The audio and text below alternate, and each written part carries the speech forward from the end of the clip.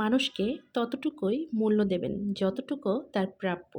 এর বেশি যখন মূল্য দিতে যাবেন তখনই কিন্তু সে মাথায় চড়ে বসবে।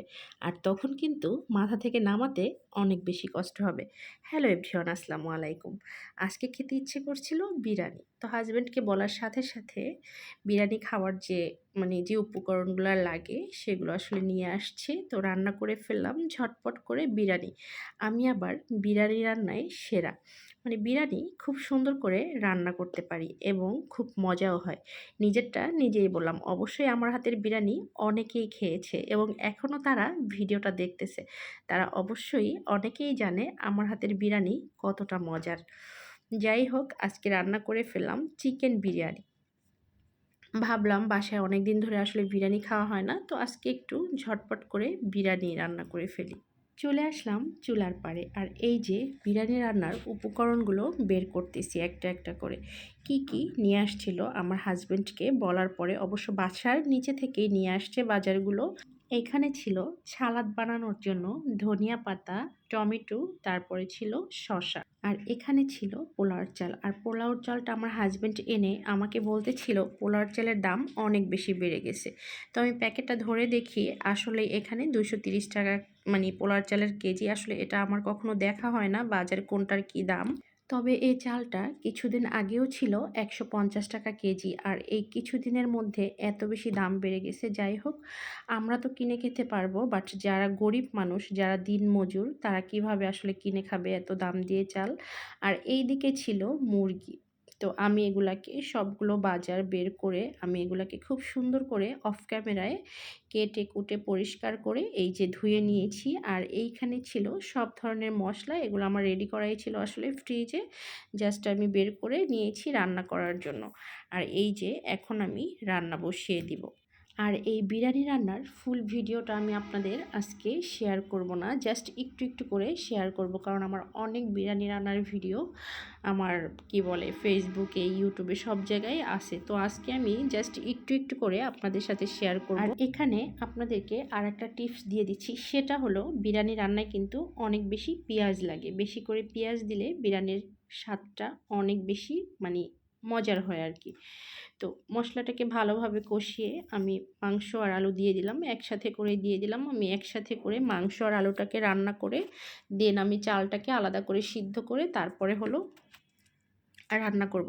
তো এই বিরিয়ানিটা এই আলুটা আপনার একটু ভেজে নিলেও হয় জর্দার রং দিয়ে, তাহলে কালারটা সুন্দর আসে। তো আমি অনেক সময় এটা আসলে করি, আজকে আমি করব না, আজকে একটু ঝটপট করে রান্না করব। আর এই যে আমার গাছটা একটু একটু করে বড় হতে যাচ্ছে। আর একটা গাছ ছিল এখানে, সেটা আমি আমার বেডরুমে রেখে দিয়েছি, কারণ সেটা আর একটু বেশি বড় হয়ে গেছে। আর এই যে এক চুলায় আমি গরম পানি বসিয়ে দিয়েছি, আর এক চুলায় কিন্তু আমি মাংসটাকে খুব সুন্দরভাবে রান্না করে নিব। এখানে আমি কোনো ধরনের পানি ইউজ করিনি, জাস্ট মশলা কষানো আর মাংস থেকে যে পানিটা বের হয়েছে এটাতে আমার মুরগিটা রান্না হয়ে যাবে।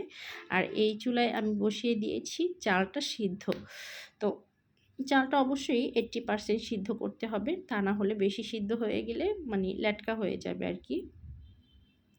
আর এইখানে আমি একটা মজার জিনিস বানাবো এখন, সেটা হলো ছালাদ। এটা কিন্তু সবাই ভীষণ পছন্দ করে, সেটা হোক বিরিয়ানি, পোলাও, ভাত, খিচুড়ি, সব কিছুর সাথে ছালাদ অনেক বেশি ভালো লাগে।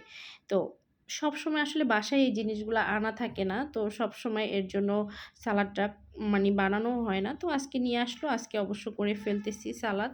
অনেক সময় দেখা যায় আবার আলসামো করেও করা হয় না। ফ্রিজে টমেটো আর এই যে শসা, এই ২টা জিনিস আমার পচে যায় সবসময়। এত আলসামো করি, কাটার অভাবে এগুলো পচে যায়, তখন আমি ফেলে দেই। আবার যখন খুব বেশি খেতে ইচ্ছে করে তখন দেখা যায় ফ্রিজের মধ্যে থাকে না, এরকমটা হয়। এরকমটা আসলে সবার ক্ষেত্রেই হয়তো হয়। আমি যে শুধু একা আমার ক্ষেত্রে হয় এরকমটা না। তো আমি এখানে সালাডটাকে খুব সুন্দরভাবে মাখিয়ে নিব। প্রথমে দিয়ে দিলাম পেঁয়াজ, কাঁচামরিচ, লবণ, তারপরে দিব আমি সরিষার তেল, খাঁটি সরিষার তেল। সরিষার তেল দিয়ে এটাকে খুব সুন্দর করে মাখিয়ে নিব। টমেটো, তারপরে শসা, লেবু, তারপরে ধনিয়া পাতা একসাথে করে সব মাখিয়ে নিচ্ছি। খেতে কিন্তু বেশ মজার হবে। এইদিকে আমার রান্না কিন্তু কমপ্লিট। আর এটা দেখেই কিন্তু বোঝা যাচ্ছে যে এটা অনেক বেশি মজার হয়েছে।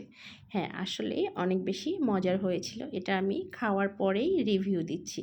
অনেক, অনেক, অনেক বেশি মজার হয়েছিল। তো এটাকে আমি এখন একটা প্লেটে সার্ভ করে নিব তো খাওয়ার জন্য। এই যে আমি একটু, একটু করে তুলে নিচ্ছি সার্ভ করার জন্য। আর এই যে ২ টা ডিম সিদ্ধ করে নিয়েছিলাম আমার হাসব্যান্ডের জন্য। কারণ সে মুরগি খাবে না। বিরিয়ানি খাবে বাট বিরিয়ানির মধ্যে যে চিকেনটা আছে সেটা খাবে না সে। আপনাদের সাথে অনেক, অনেক গল্প করে ফেললাম। সবাই ভালো থাকবেন। আবারও দেখা হবে নতুন কোনো ভিডিও নিয়ে। সবাইকে আল্লাহ হাফেজ। Bye, by.